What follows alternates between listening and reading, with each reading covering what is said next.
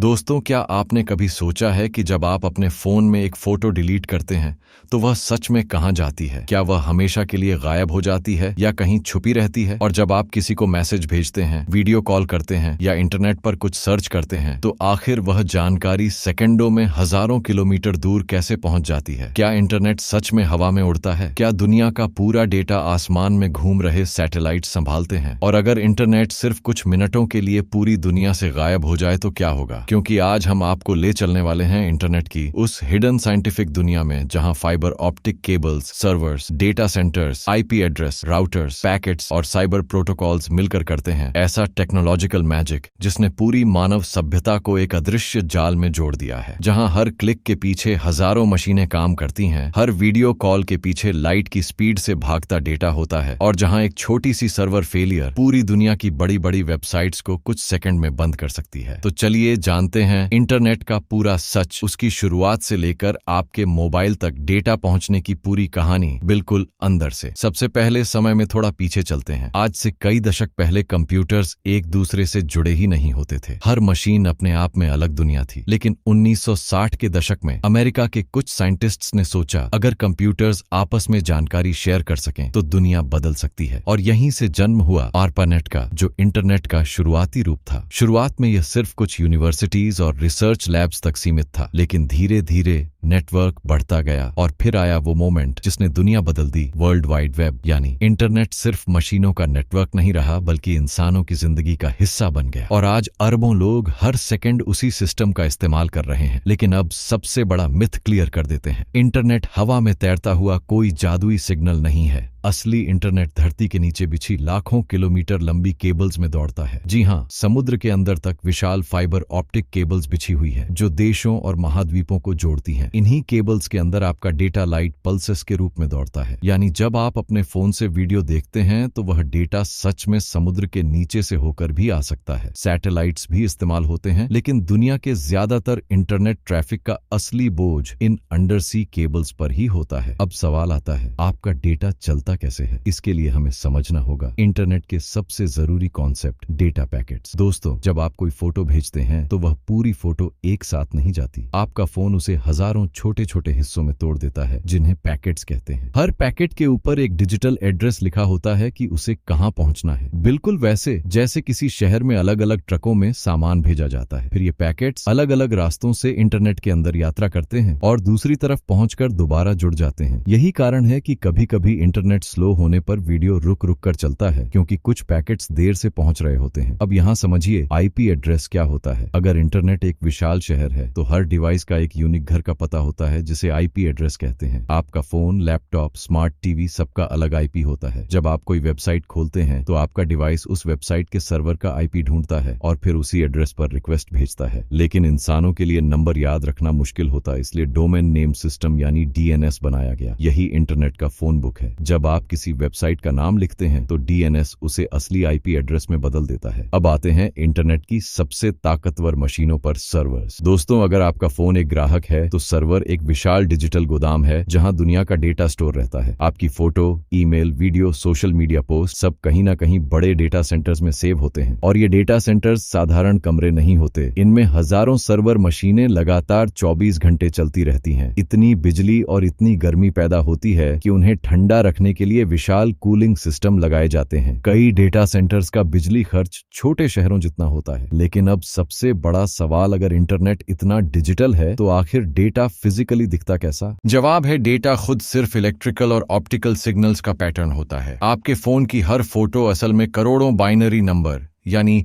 0 और 1 में बदल चुकी होती है। कंप्यूटर्स दुनिया की हर चीज को इन्हीं दो नंबरों की भाषा में समझते हैं। आपकी आवाज, वीडियो, गेम्स, मूवीज सब अंत में सिर्फ डेटा पैटर्न हैं जिन्हें मशीनें बिजली के छोटे छोटे सिग्नल्स के रूप में पढ़ती हैं। अब समझते हैं वाईफाई का असली खेल। दोस्तों, बहुत लोग सोचते हैं कि वाईफाई मतलब इंटरनेट, लेकिन वाईफाई सिर्फ आपके डिवाइस और राउटर के बीच का वायरलेस कनेक्शन है। असली इंटरनेट तो राउटर के पीछे लगी ब्रॉडबैंड लाइन या फाइबर नेटवर्क से आता है। आपका राउटर रेडियो वेव्स की मदद से डेटा को हवा में भेजता है ताकि फोन और लैपटॉप बिना तार के जुड़ सकें। यानी वाईफाई इंटरनेट का सिर्फ आखिरी छोटा हिस्सा है, पूरी दुनिया नहीं। अब यहाँ आता है साइबर सिक्योरिटी का सबसे इंटरेस्टिंग हिस्सा। जब आप किसी वेबसाइट पर पासवर्ड डालते हैं तो क्या वह सीधा इंटरनेट पर खुला घूमता है? नहीं। आज ज्यादातर वेबसाइट्स एन्क्रिप्शन इस्तेमाल करती हैं, यानी आपका डेटा एक सीक्रेट कोड में बदल जाता है जिसे सिर्फ सही सिस्टम ही पढ़ सकता है। यही कारण है कि बैंकिंग और ऑनलाइन पेमेंट्स सुरक्षित बन पाते हैं। लेकिन अगर कोई सिस्टम कमजोर हो जाए या यूजर गलती कर दे तो हैकर्स उसी कमजोरी का फायदा उठाने की कोशिश करते हैं। अब आते हैं क्लाउड पर। आपने कई बार सुना होगा कि डेटा क्लाउड में सेव है, लेकिन सच यह है कि क्लाउड कोई आसमान में उड़ती चीज नहीं। क्लाउड मतलब दुनिया के अलग अलग हिस्सों में मौजूद विशाल डेटा सेंटर्स। जब आप अपनी फोटो क्लाउड पर सेव करते हैं तो वह असल में किसी कंपनी के सर्वर पर स्टोर होती है। बस फर्क इतना है कि आप उसे कहीं से भी एक्सेस कर सकते हैं। लेकिन दोस्तों, इंटरनेट की दुनिया जितनी तेज है उतनी ही नाजुक भी। अगर किसी बड़े डेटा सेंटर में आग लग जाए, किसी समुद्री केबल को नुकसान पहुंच जाए या किसी देश का नेटवर्क डाउन हो जाए तो लाखों लोग अचानक इंटरनेट खो सकते हैं। कई बार पूरी दुनिया की बड़ी सोशल मीडिया सर्विसेज कुछ घंटों के लिए बंद हो चुकी हैं, सिर्फ एक टेक्निकल गलती की वजह से। यानी इंटरनेट जितना विशाल दिखता है उतना ही जटिल सिस्टम भी है। अब समझते हैं 5G और फ्यूचर इंटरनेट का खेल। पुराने नेटवर्क्स के मुकाबले 5G बहुत ज्यादा हाई स्पीड और लो लेटेंसी देने के लिए डिजाइन किया गया है। इसका मतलब सिर्फ तेज डाउनलोड नहीं, बल्कि ऐसी दुनिया जहां self driving cars, smart cities, real time robotics और अरबों स्मार्ट डिवाइसेस एक साथ कनेक्ट रह सकें। यानी इंटरनेट अब सिर्फ इंसानों के लिए नहीं, मशीनों के लिए भी बनता जा रहा है। लेकिन अब आता है सबसे बड़ा सवाल, अगर इंटरनेट इतना पावरफुल है तो इसके खतरे क्या हैं? दोस्तों, इंटरनेट ने दुनिया को जोड़ा जरूर है, लेकिन इसके साथ आया है डेटा प्राइवेसी का खतरा, फेक न्यूज, साइबर क्राइम और डिजिटल एडिक्शन। कई कंपनियां यूजर्स का डेटा कलेक्ट करके उनके बिहेवियर को समझती हैं। एल्गोरिदम